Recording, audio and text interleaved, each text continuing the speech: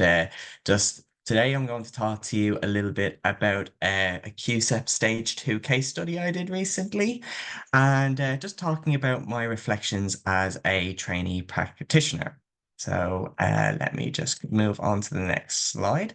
So just to give you a little bit of background about myself, so I'm currently working as a triage and support officer at a company called Thrive Tribe. So I deal with clients who are looking to get onto the National Diabetes Prevention Program, who have either done a self-referral or have had their GP do it, send us their referral form on their behalf to get them registered on the program. So that's what I'm currently doing at the moment, as well as doing the QSEP Stage 2, which I'm doing 4 years part-time. And just a bit of previous background of myself. I was a SCN and disability coach at the Foundation of Light under Sunderland Football Club. So yeah, and just that's a picture of me on the pitch in the Stadium of Light. So just basically the case study I'm going to talk to you about is just when I was at the Foundation of Light. So I'll just go a little bit more in depth about that in the next couple of slides. So that's just a little bit of background about me. Just my sports psychology philosophy, my five pillars focus on inclusivity, trust, being autonomous, being collaborative, and having a person-centered approach. So being inclusive in a way allows me to throw my net wider, in doing so to build my professional knowledge.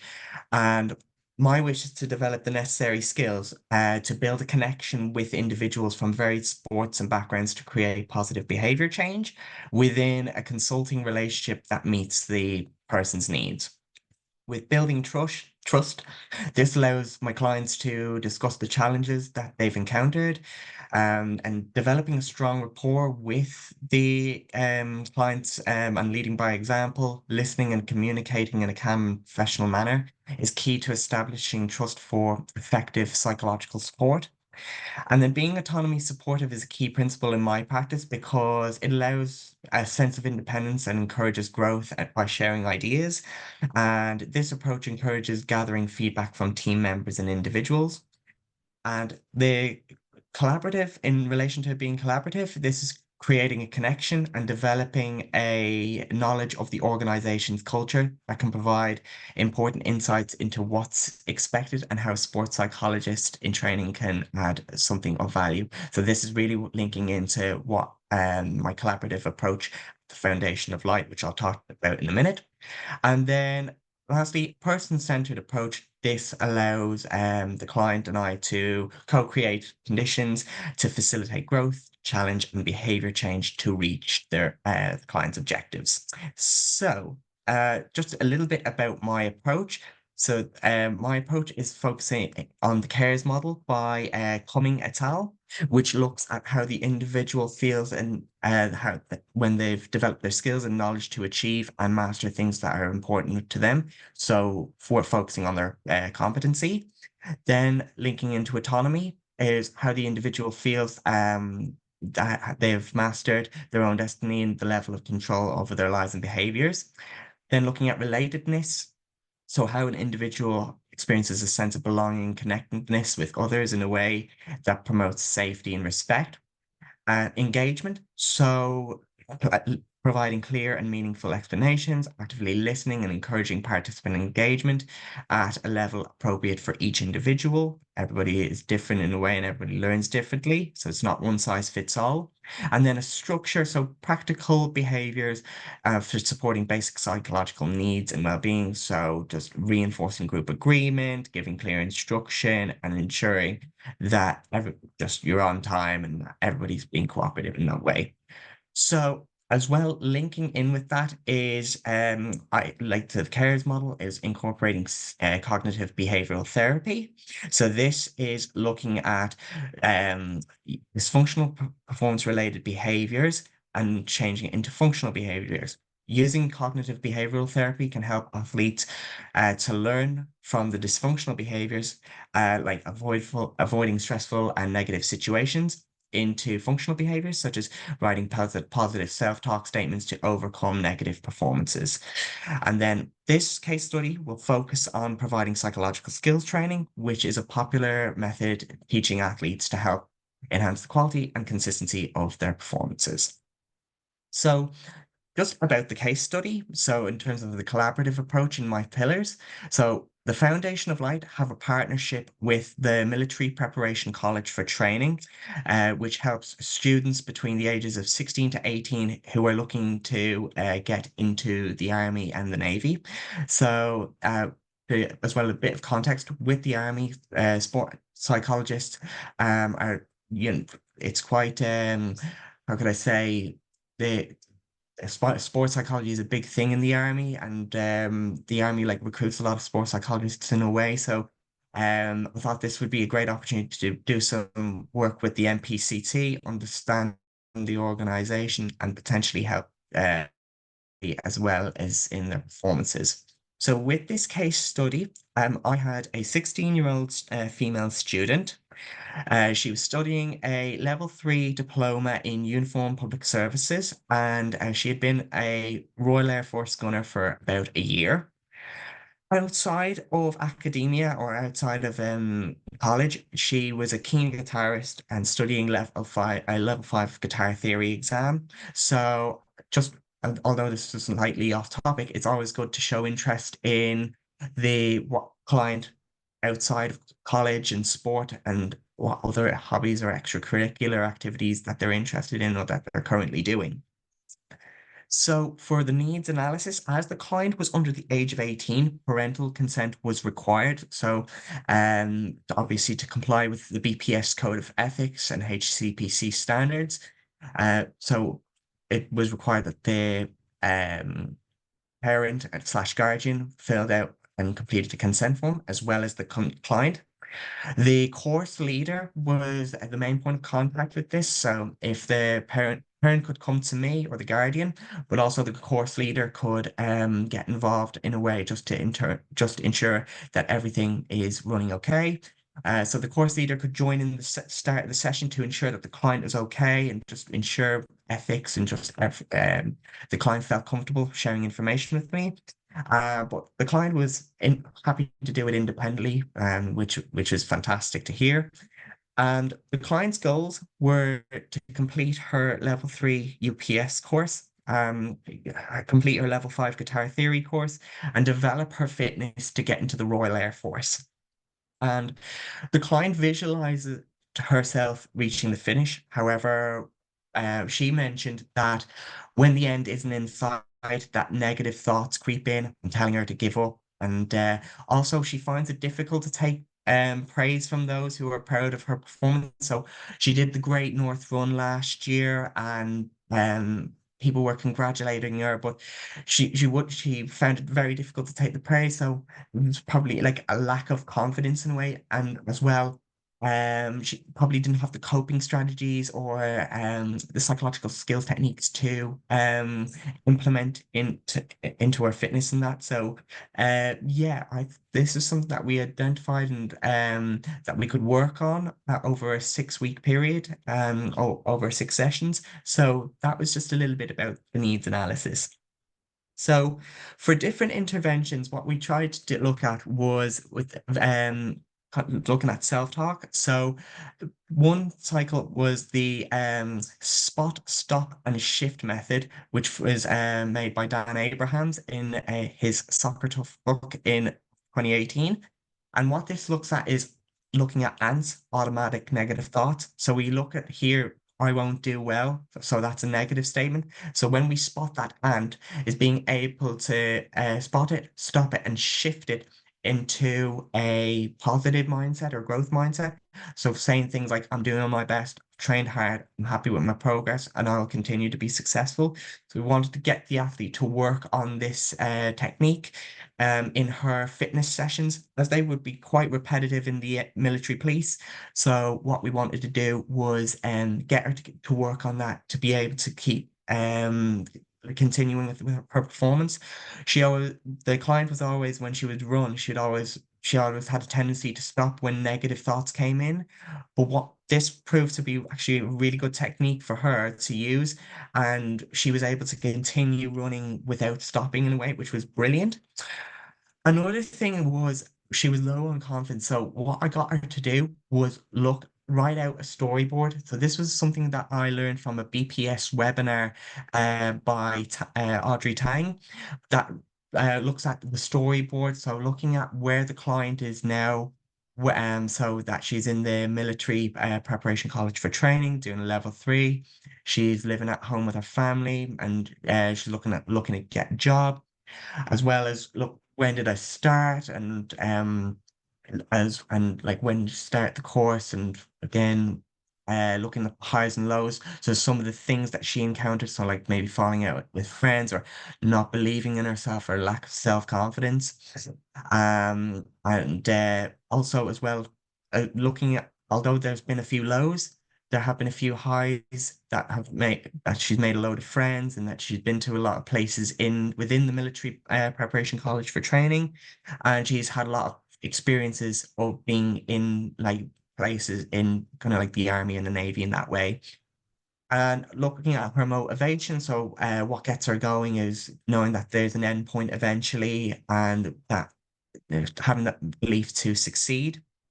And then as well, um, looking at learning, being able to reflect, and that being like stronger and being mentally tough, especially looking to get into the NPCT, and just keeping a strong mind to believe in what she can achieve, and then where she wants to go to next. So looking at level 3, where is still ongoing, and once I finished it, then go into the Royal Air Force. So that was a little bit just to get her to reflect and kind of build up her confidence in that way. We also looked at a few questionnaires. So we looked at visualization. So we looked at the sport imagery ability questionnaire. And so what we have to have is the scores here. And this was by Jennifer Cumming, by the way, Williamson Cumming. And the client scored high in like her skill, like visualizing how she would pace her runs. And she also scored highly in the strategy and mastery ability, which focuses on staying positive and confident during setbacks, and changing a plan or strategy in her fitness sessions and runs. So she was uh, working on her confidence during setbacks, as well as being able to adapt during fitness sessions. On the other hand, some of the scores that she had were looking at, there were some questions that were looked at being interviewed as a champion, and or seeing herself winning or being interviewed. And she hadn't experienced these situations before, hence why it scored low. But as well, furthermore, I think the client as well scored low in the effect due to not feeling the excitement of the runs or fitness sessions due to the repetitiveness. So that was just a little bit there. And also she scored highly in global imagery, so she was able to easily visualize different scenarios. So another thing we looked at was different types of psychometric tests, excuse me. Oh, sorry, I'm getting a bit ahead of myself. And we looked at the Brunel Mood Scale by Terry et al. And if you see down below, so she scored very highly in vigor, which is looking at the physical strength and good health. And results came back that night. She was very relaxed, but again, feeling quite fatigued or tired. But the time when she was doing the psychometric test, she was saying that she was feeling fatigued due to being at home due to bus strikes at the time. But she felt a sense of calmness in a way to be able to deal with any curveball that she encountered in a way. So she was able to gradually develop her techniques and skills.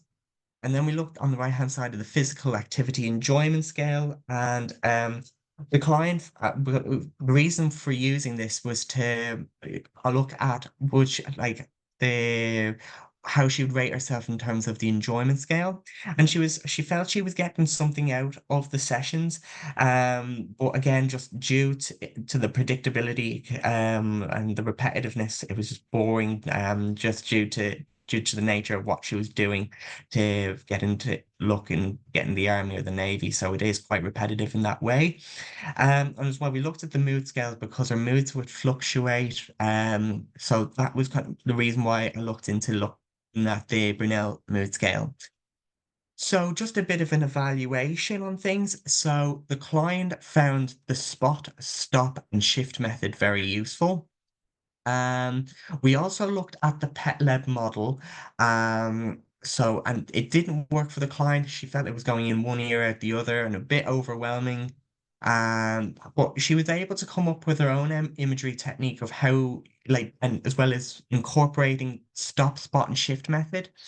And so that was great that she was able to use her own initiative to find a technique that was best for her.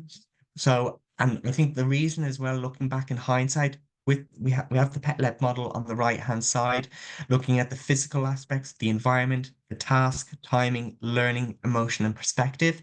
And I think maybe I could have used visuals in a way to make it a little bit more engaging or a little bit more able to get the client to retain information in a way and be able to write something down perhaps. But the fact that, again, as I say, she was able to come up with her own imagery technique was brilliant in a way. The client felt an improvement in the physical performance and confidence by implementing the psychological techniques. So certainly the stop, spot, and shift method has proved to be very useful for her. And as well, she's really said that with the runs that when she is able to go for a run now, she can continue running without stopping. And then as well, speaking to the course leader, he saw a difference in the way the client was undertaking the physical activities by incorporating the psychological techniques, such as her own visualization technique, as well as the stop spot shift method. Then for the debrief session, I was with the client and the course leader, and informed them of the following about registered sport and exercise psychologists through the BPS and HCPC, should they want to speak to a chartered sport and exercise psychologist. So making that available to them. In addition, I provided websites to learn more about automatic negative thoughts, and as well as the stop, spot, and shift method, as well as the pet-led model. Should the client or the course leader want to revisit the method and maybe look and see maybe in the future looking at the pet-led model again. Then, as well, I also provided other support networks such as Mind and Support and the support line. So, should the client need to speak to anybody with regards to support, those services were provided. And also, I provided my details as well as my coordinating supervisor's details. Could there be any concerns or any questions with regards to my practice or anything just in relation to what was delivered? And just a bit of a reflection from myself. So looking back in hindsight and as well as speaking to my coordinating supervisor, um, in hindsight, looking back on it in from the first session is to use more robust methods, like look at the literature for real life case studies. I made a mistake early on as looking at getting the client to write down some self-talk statements and um I also as well trying a bit of mindfulness. So I'm really going to embarrass myself here, but I sent her a video link of wet relaxation. So when you're in bed, is that being able to hear the sound of rain hitting the roof? So that was a bit silly and not really robust in terms of helping the client in that way. So again, using things like the pet-led model or the stop spot shift method, are more robust techniques to use to work on self-talk, confidence, and imagery. Then one thing I was okay at open questions, but when I really wanted to, I felt I was kind of going into a bit of a cycle and with questions. So I need to work on motivational interviewing. So doing a motivational interviewing course will help to really kind of delve in and be just again like not that you're feeling like you're going on all the time in that way. And then that kind of links into being direct and straight to the point. So rather than just going into a cycle of just a load of questions as and and if you feel like you're going in a continuous cycle and not getting anywhere, then just again being upfront, being direct and straight to the point. That's something that I need to work on.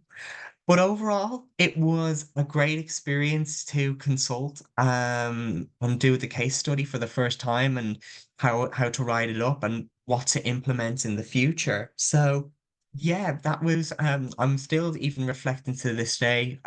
So there's just loads of things I could add, but that's just a little bit of a reflection of what I could do again if I was to try it with another client.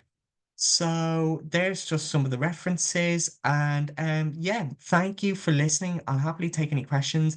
And if you want to connect with me on LinkedIn or you have any questions after the talk, by all means scan the QR code. You'll find my profile and yeah, it'd be great to connect with you. So thank you very much for listening.